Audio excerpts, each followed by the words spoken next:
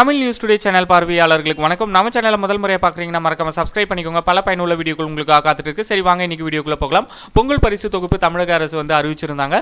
So தமிழக அரசு அறிவித்திருந்த அறிவிப்புடைய அதிகாரப்பூர்வ தகவல்களை நம்ம இப்போ பார்க்கலாம். ஸோ பொங்கல் பரிசு தொகுப்பு உங்களுக்கு கிடைக்குமா கிடைக்காதா அப்படின்ற தகவலையும் நீங்கள் தெரிஞ்சுக்கலாம். தமிழர்களின் அடையாளமாக அனைத்து தரப்பு மக்களாலும் சிறப்பாக கொண்டாடப்பட்டு வரும் பெருமை மிகு ஒரு பண்டிகை பொங்கல் திருநாளாகும். இந்த நன்னாள் அனைத்து தொழில்களுக்கும் ஏன் மனித குலத்திற்கே அடித்தளமாய் விளங்கி உணவளித்து வரும் விவசாய பெருங்குடி மக்களுக்கு நன்றி செலுத்தும் ஒரு நாளாகவும் தமிழர்களாகிய அனைவராலும் கொண்டாடப்பட்டு வருகிறது.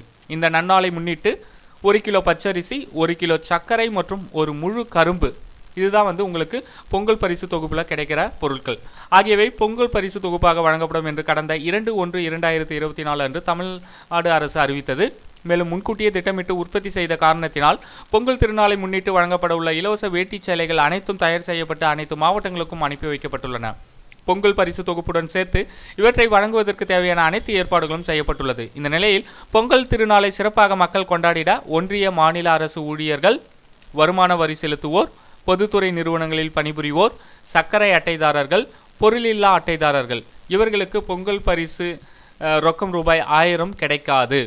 ஒன்றிய மாநில அரசு ஊழியர்கள், வருமான வரி செலுத்துவோர், பொதுத்துறை நிறுவனங்களில் பணிபுரிவோர், சர்க்கரை அட்டைதாரர்கள், பொருளில்லா அட்டைதாரர்கள் இவர்களை தவிர்த்து ஏனைய குடும்ப அட்டைதாரர்கள் அனைவருக்கும் 1000 ரூபாய் பொங்கல் பரிசாக நியாய விலை கடைகளில் பொங்கல் திருநாளுக்கு முன்னதாக ரொக்கமாக வழங்கப்படும் என்று மாண்புமிகு தமிழ்நாடு முதலமைச்சர் திரு மு க ஸ்டாலின் அவர்கள் அறிவித்துள்ளார்.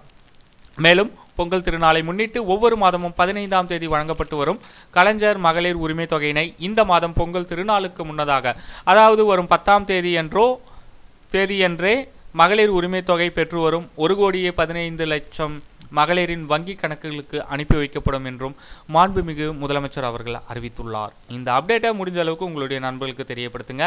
நன்றி, வணக்கம்.